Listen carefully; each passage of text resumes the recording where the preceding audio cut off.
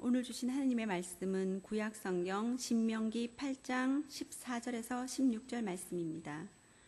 구약 성경 신명기 8장 14절에서 16절 말씀 봉독하겠습니다. 내 마음이 교만하여 내 하나님 여호와를 잊어버릴까 염려하노라. 여호와는 너를 애굽 땅 종되었던 집에서 이끌어내시고 너를 인도하여 그 광대하고 위험한 광야 곧 불뱀과 정갈이 있고 물이 없는 간조한 땅을 지나게 하셨으며 또 너를 위하여 단단한 반석에서 물을 내셨으며 내 조상들도 알지 못하던 만나를 광야에서 내게 먹이셨나니 이는 다 너를 낮추시며 너를 시험하사 마침내 내게 복을 주려 하심이었느니라. 아멘.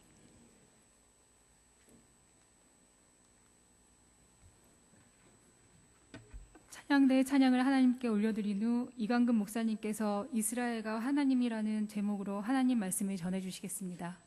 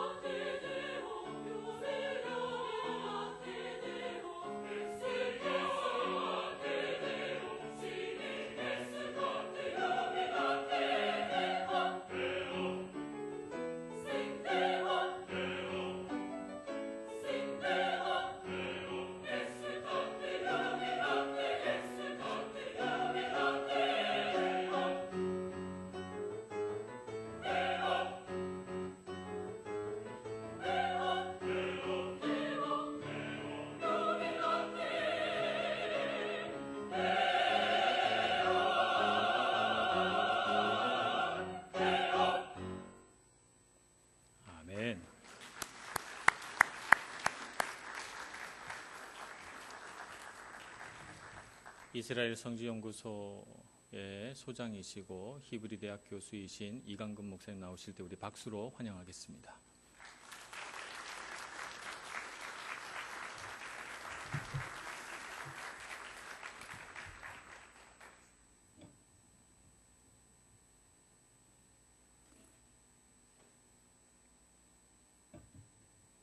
안녕하세요. 함께 기도하고 시작하겠습니다. 하나님 아버지, 유럽의 중심 밀라노 땅에서 이렇게 말씀을 전하게 해주셔서 감사합니다. 성지에 구원을 주신 이스라엘 땅에 사역하며 이렇게 귀한 말씀을 전할 때에 주님, 나의 마음과 정신을 주관하여 주셔서 오직 하나님만이 영광을 받으시고 주님의 말씀이 선포되는 시간 되게 붙잡아 주옵소서. 오직 영광 받으실 이는 주님이심을 고백합니다. 예수님의 이름으로 기도합니다. 아멘.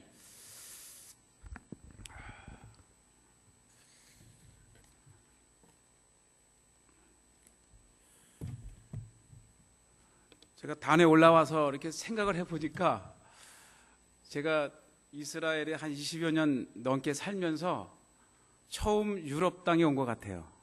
그래서 사도 바울이 2000년 전에 유대 땅에서 시작된 이 복음을 들고 첫 유럽으로 복음을 전한 분이 바로 사도 바울입니다. 그러면 사도 바울이 이 유럽 땅에서 전하려고 했던 것은 무엇인가? 바로 구원입니다. 오늘 본문으로 잡은 신명기서 8장 14절에서 16절까지 보셨는데, 이 신명기서는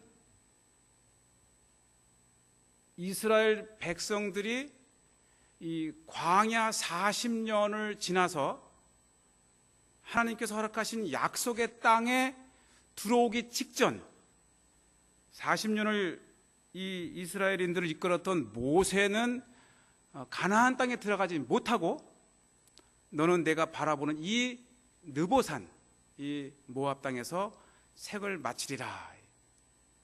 거부할 수 없는 하나님의 명령에 이제 모세가 이 자식들을 이 가나안 땅으로 들여보내면서 정말 부모된 심정으로 40년간의 훈련을 받은 너희들이 하나님이 약속하신 가나안 땅에 들어가거든 정말 이렇게 살아라, 이것만을 잊지 말아라 하면서 긴 3편의 설교로 이루어진 것이 바로 신명기입니다. 이 목회자의 설교예요. 그러면 이 신명기 전체에 흐르는 2가지 주제가 있습니다. 한번 따라 하시겠어요? 기억하라, 그 다음에 순종하라. 세상에 살아가면서 바랄 것도 많고 성취할 것도 많고 내가 귀하게 여기는 것도 많지만 적어도 하나님이 선택한 너희 히브리인들, 이스라엘인들, 너희들은 저 가나안 땅에 들어가거든 생애 가장 중요하게 평생을 기억해야 할 2가지 단어가 바로 기억하라, 순종하라. 이것이요 구약 성경 전체에 흐르는 주제입니다. 이 구약 성경 전체를 보면은 하나님이 행하라, 행하지 말라라는 이제 이게 그 율법이 나오는데, 이스라엘 사람들의 전체를 통해서 1년에 정확하게 3, 4개월 단위로 하나님을 기억하라 하면서 주신, 또 유대인들이 지금은 또 그렇게 생명과 같이 보내는 절기 3개가 바로 이 광야에서 난 3대 절기입니다. 첫째가 유월절. 어떻게 430년 동안 종되었던 애굽 땅에서 하나님이 너희를 이렇게 이끌어내셨는지, 그 유월절을 평생, 또 너희 민족이 시작해서 메시아가 오는 때까지 전 시간을 통해서 이 유월절을 기억하면서 하나님이 어떻게 광야에서 너희들을 이끄셨는지, 입히셨는지, 먹이셨는지를 기억하라라고 하는 것입니다. 그 다음에 2번째 절기가 77절. 우리에게는 오순절로 알려져 있죠. 이 77절의 핵심은 뭐냐면, 광야에 드디어 나왔을 때에 하나님의 한산 시내산에서 모세를 통해서 십계명을 주시는 거예요. 정식으로 나와 너희 히브리인들이 이 계약을 가지고 살아가야 될 기준 10계명을 주시면서 장구한 모세 오경이라고 하는 토라를 주시는 겁니다. 그리고 마지막으로 가을에 있는 절기가 초막절 또는 장막절. 이것은 뭐냐면, 호롤단신으로 그 밤에 급하게 나왔지만 하나님께서 낮에는 구름 기둥으로 그 뜨거운 태양에서 죽지 않게 보호해 주시고, 밤에는 그 광야의 추위에서 불 기둥으로 보호를 해 주셨고, 물을 주시고 만나와 메추라기를 주시면서 너희들을 보호했던 그래서 이 3대 절기를 지금도 이스라엘은 기본이 일주일 이상씩 지키는데 이게 국가 공휴일이에요. 유대인들과 같이 살면서 이 절기를 함께 보낼 때가 많아요. 이제 친하면은 우리 추석이나 명절 때 외국에 나와서 사니까 우리 집에서 명절을 보내자 이렇게 초청하듯이 유대인들은 자기들의 절기에 이 이방인이나 귀한 분들을 초대를 하는데 이건 절기 페스티벌이 아니고 곤욕. 왜냐하면 그 절기 이 6월절 세데르라고, 혹시 또 유대인과 관련돼서 사시는 분들은 한 번쯤 들어보셨겠지만 6월절 세데르에 참석을 하면 초청을 받아서 간단한 예식을 끝나고 식사하기까지 8시간이 걸려요. 8시간 동안 하나님께서 어떻게 우리를 이끄셨는지를 그거를 처음부터 끝까지 다 되새기는 거예요. 노래 한 곡만 해도 40분 가는 노래가 있어요. 에가드미오데야 에가드 아니오데야, 하나서부터 10가지를 하면서 하나님을 찬양하는 그곳에 성경이 있고요, 말씀이 있고 역사가 있고, 더 중요한 것은 3400년 전에 일어난 출애굽을 기념하는 이 절기 속에 모든 문장이 현재형으로 되어 있다는 거예요. 현재형. 이것은 3400년 전에 그 하나님을 기억하는 것이 아니라 지금 나도 이 출애굽하는, 세속주의에서 출애굽하고 하나님께서 멀어졌던 그 사회에서 멀어지고 계속 자기를 훈련하는 연속이라고 하는 것입니다. 그래서 하나님을 기억하라. 제가 이스라엘에 살면서 가끔 드는 생각이, 저는 이제 대부분의 이스라엘의 교민들은 99%가 기독교인이에요. 그치, 그 폭탄 터지고 위험한 날에 뭐로 하겠어요. 하나님의 말씀이 있고 성지니까. 그리고 그 교민의 반이 목사님들이에요. 모든 걸 다 목사님들이에요. 한 교회에 한 분이면 족한 목사님들이 교민의 반을, 무슨 일이든지 허드렛 일을 하든 뭘 하든 다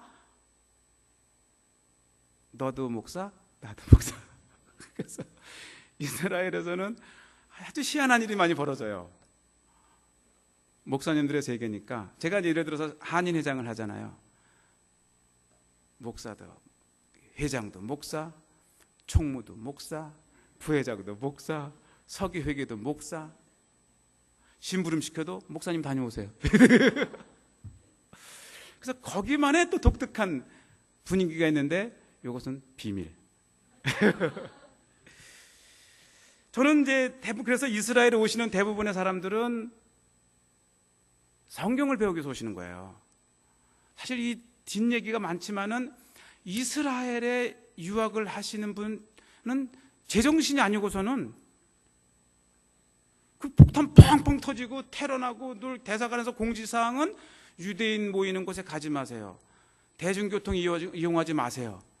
그래서 또 차를 이거 버스 타고 가다가 테러 나면 어떻게 해서 다 차를 사서요.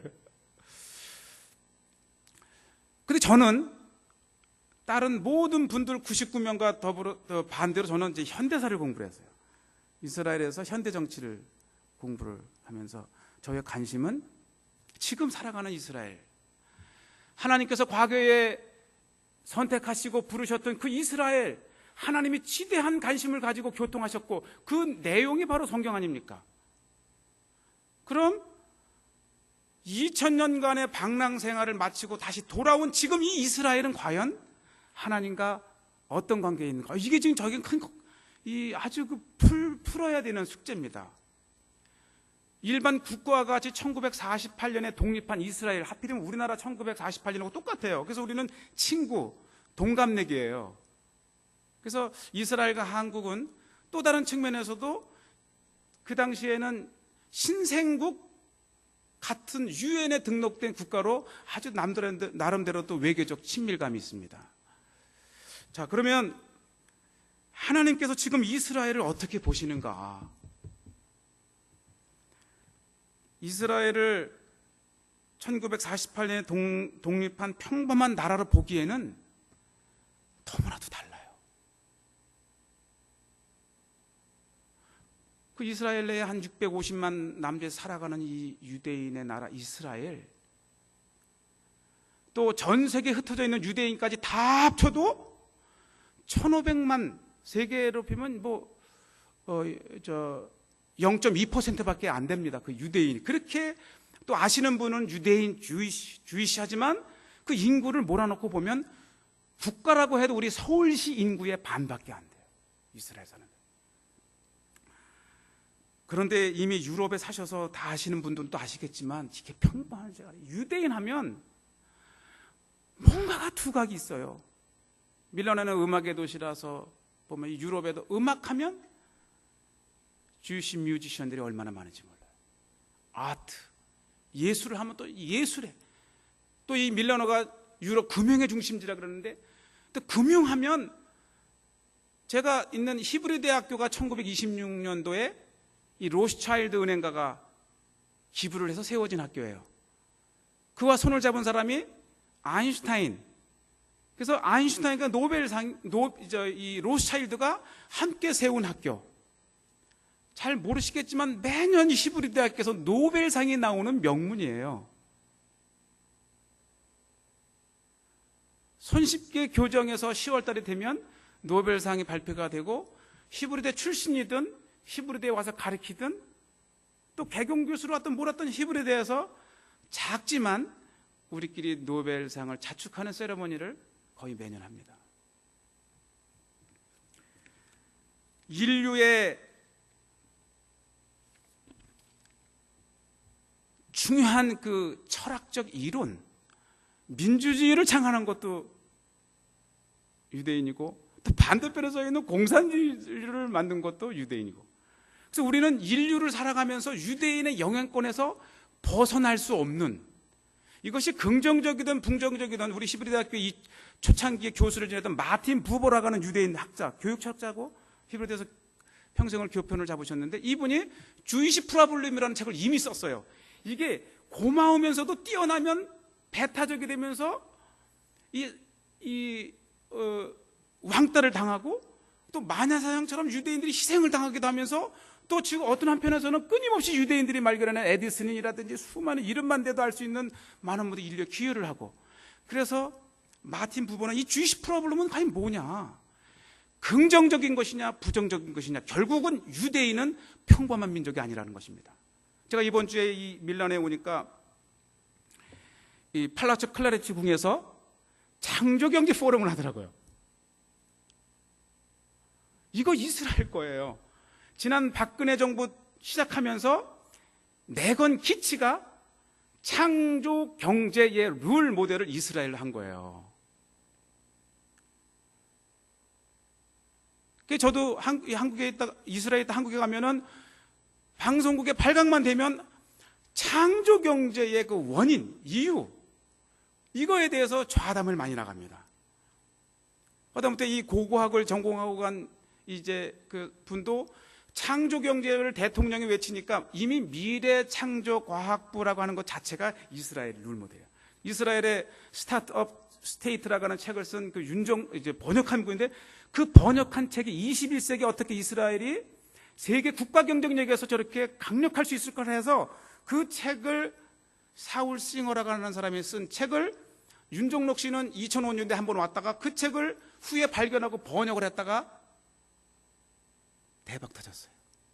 그 책을 삼성 사장단의 필독서가 되고, 국회의 필독서가 되고, 박근혜 대통령, 이미 이명박 대통령 때 청와대의 모든 참모들의 필독서가 되면서 이스라엘을 따라잡자, 이스라엘을 배우자. 대통령이 이 말을 외치니까요, 얼마나 많은 사람들이 경제계, 교육계, 또 나아가서 이 언론계에서 수많은 사람들이 이스라엘을 찾으면서 그 원인을 분석해냅니다.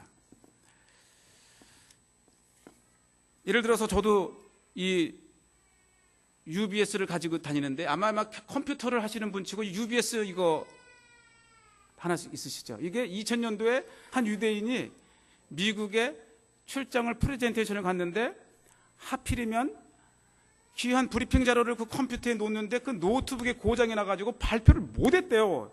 미국까지 가가지고.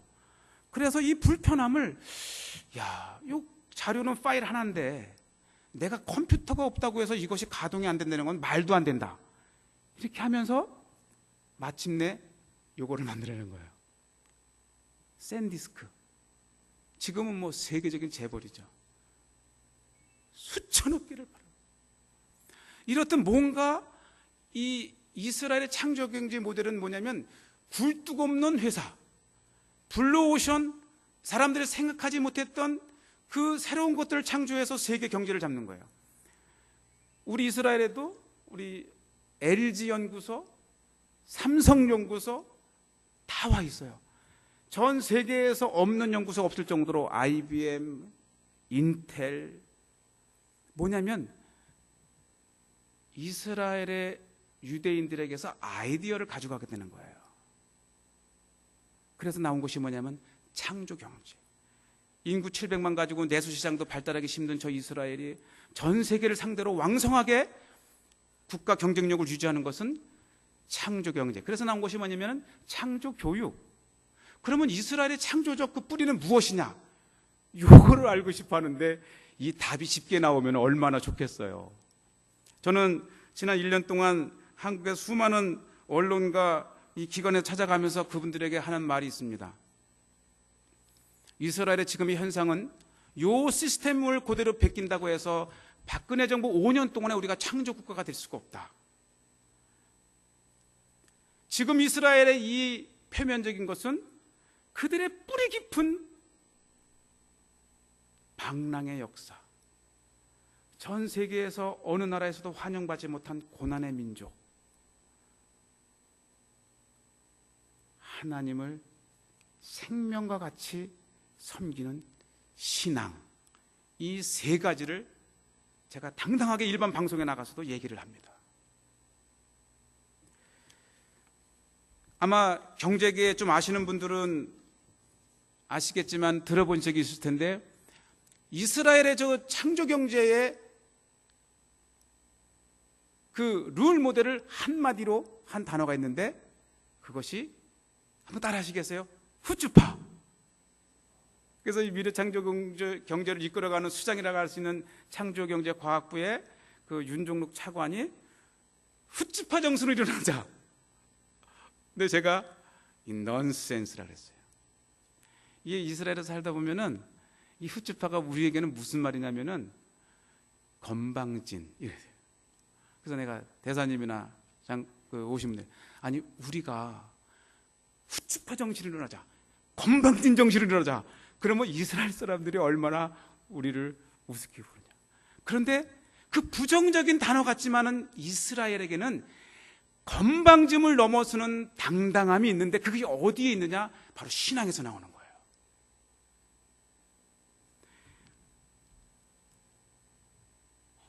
오늘 본문의 앞에 있는 부분이나 하지만 신명기 8장 2절을 보게 되면 네 하나님 여호와께서 이 40년 동안에 네게 광야길을 걷게 하신 것을 기억하라. 광야는 뭐냐? 이는 너를 낮추시는 거예요. 그리고 너를 시험하사 네 마음이 어떠한지 그 명령을 지키는지 지키지 않는지를 알게 하심이라. 광야를 우리에게 주신 것은 우리를 단련시키시는 거예요. 오늘 본문 16절에 보면 뒷부분에 너를 낮추시며 너를 시험하사 마침내 내게 복을 주려 하심이라. 이게 중요한 거예요. 고난만 있고 저주만 있다면 우리는 버림받은 사람들입니다. 그러나 이 고난과 이 낮추심을 통해서 하나님이 예배하신 것은 하나님의 복이라고 하는 것입니다. 할렐루야. 이것이 우리를 하나님을 붙잡을 수 있는 힘이 여기서 나오는 것입니다.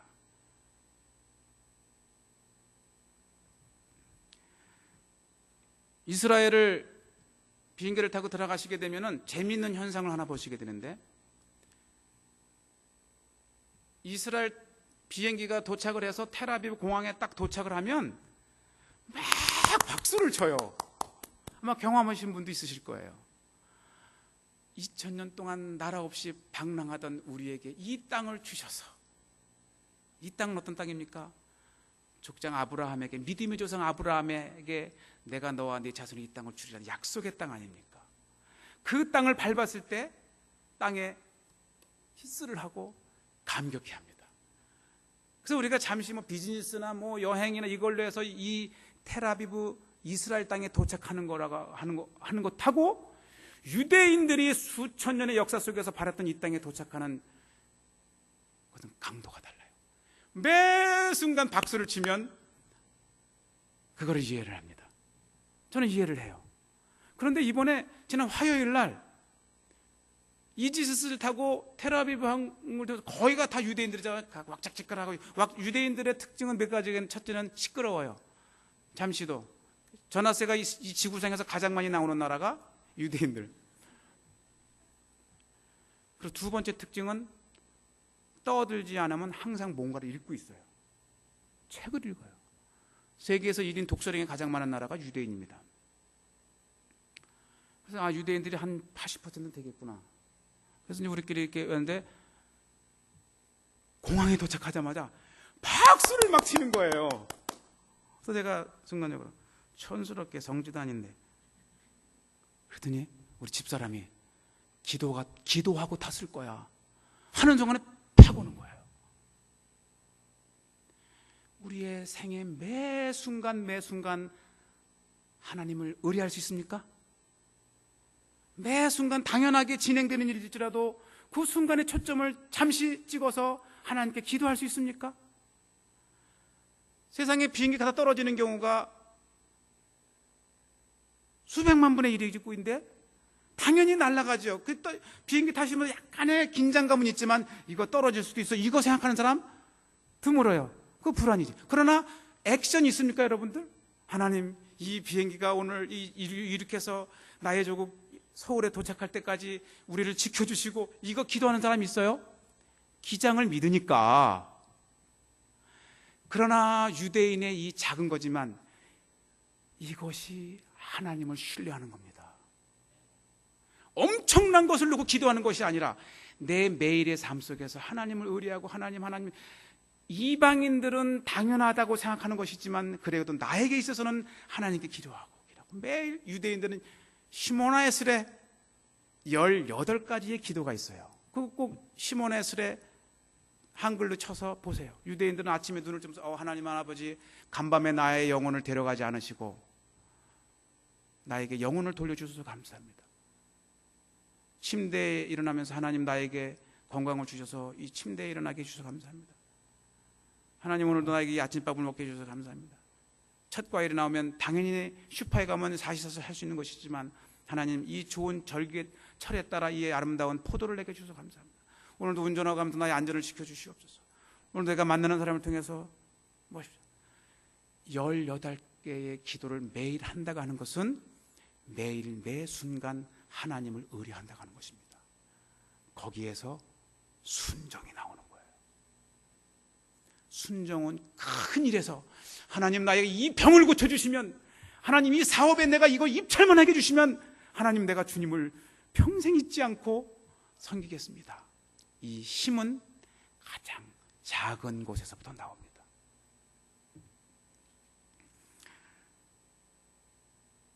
우리가 어차피 하나님을, 예수 그리스도를 나의 구주로 믿고 살 거라면 양다리 거치지 말고 한번 전폭적으로 예수 그리스도를 믿으시기를 바랍니다. 거기 구원이 있잖아요. 제가 초점을 어떻게 맞지 모르지만 나이 드신 분도 있고 막 젊어서 하는 것도 있고 한참 왕성하게 사업하시는 분도 있고 갖가지 가장 중요한 게 많아요. 그러나 여기 혹시 은퇴하신 분 계시면은 은퇴하거나 내가 저 회사를 들어가려고 열심히 공부를 해도 은퇴하면 끝이니라. 돈도 마찬가지고요.